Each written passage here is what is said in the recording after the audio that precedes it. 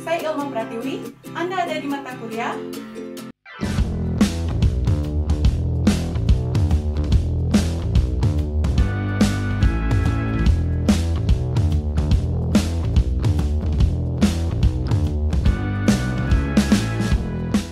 Pertemuan 7 bagian 3 masih tentang pengelolaan limbah pariwisata bersama saya Ilma Indrasri Pratiwi di mata kuliah Sanitasi, Hygiene, Kesehatan, dan Keselamatan Kerja untuk Pariwisata.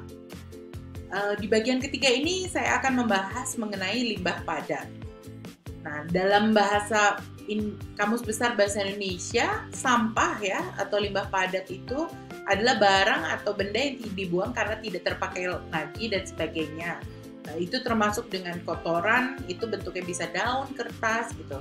Dan sampah juga bisa diartikan dengan sisa pembuangan dari kehidupan sehari-hari manusia. Nah, 7 faktor yang sebenarnya mempengaruhi produksi sampah gitu ya.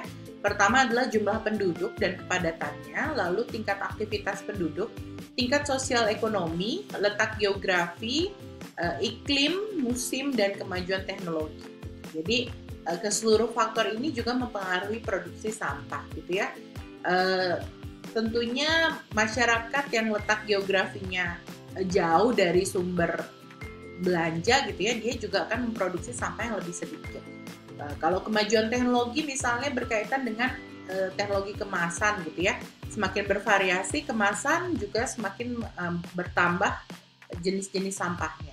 Dampak dari pengelolaan sampah yang buruk itu bisa mencemari tanah dan sumber air permukaan.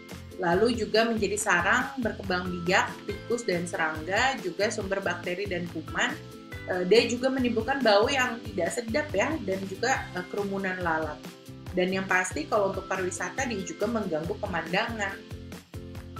Ini yang termasuk dari sampah domestik rumah tangga ya. Pertama misalnya sisa makanan atau bahan makanan yang udah rusak, jadi nggak jadi kemasak gitu ya. Lalu sampah kemasan atau peralatan-peralatan yang tidak terpakai, juga peralatan elektronik yang tidak terpakai.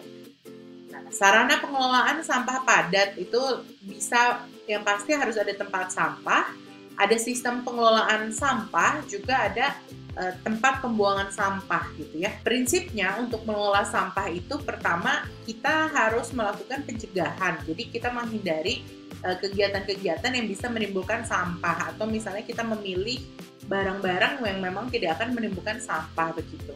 Lalu kita juga melakukan pengurangan kalau memang tidak terhindari ya kita mencoba berhemat untuk tidak memperbanyak sampah tersebut. Lalu pada saat kita menggunakan juga kita punya kesadaran gitu ya, jadi penggunaannya seperti apa, dimanfaatkan seperti apa, atau dipakai ulang begitu. Kita juga tahapan selanjutnya adalah melakukan daur ulang gitu ya, dan setelah melakukan daur ulang mungkin kita juga harus melakukan pemulihan gitu, jadi bisa dipulihkan atau seperti apa gitu ya pemanfaatan ulangnya. Dan yang terakhir baru sedikit sekali kita membuang sampah. Nah ini pengelompokan sampah itu ya, kita jadi kalau kita mau membuang sampah itu memang sebaiknya kita melakukan pengelolaan dengan pengelompokan sampah ini berdasarkan jenis ya. Jadi biasanya di rumah aja misalnya gitu ya, jadi kita benar-benar mengklasifikasi sampah kita gitu.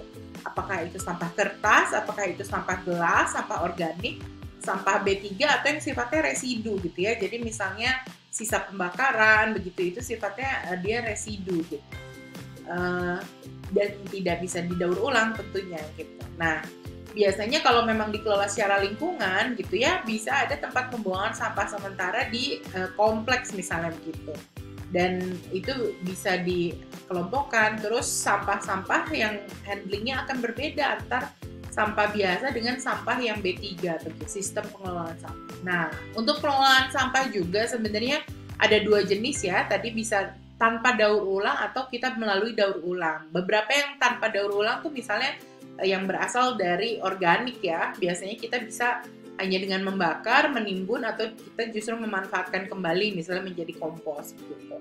Atau kalau melalui daur ulang itu material-material biasanya yang anorganik ya. Jadi seperti plastik, kertas, serbuk gergaji, atau juga sisa-sisa tumbuhan. Pengolahan sampah itu biasanya ada skema pengolahan sampah hampir seperti yang tadi ya. Hanya memang yang bagan yang ini saya pikir lebih kompleks dan lebih bisa menjelaskan gitu ya, bagaimana pengelolaan sampah itu dilakukan gitu. Jadi dari sumber sampah itu bisa dari pemukiman atau dari pertokoan ya, dari perdagangan, dari pasar, dari industri atau dari taman begitu, itu dikelola dengan pertama sampah-sampah tersebut diwadahi gitu ya di tempat sampah.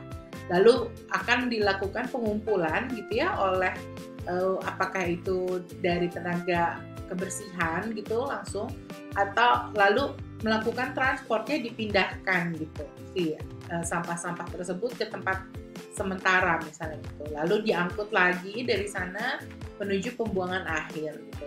Dan beberapa sampah juga sebenarnya ada yang bisa melakukan pengolahan sampah. Nah, ini bahan-bahan yang bisa dipakai untuk membekali perkuliahan saya. Kita akan lanjut ke video yang pertemuan 7 bagian 4 ya. Kalau ada pertanyaan bisa layangkan lewat email atau lewat Instagram saya. Atau kalau mau dapat cerita lebih lanjut bisa juga dengarkan Spotify saya, channelnya Pratiwisata.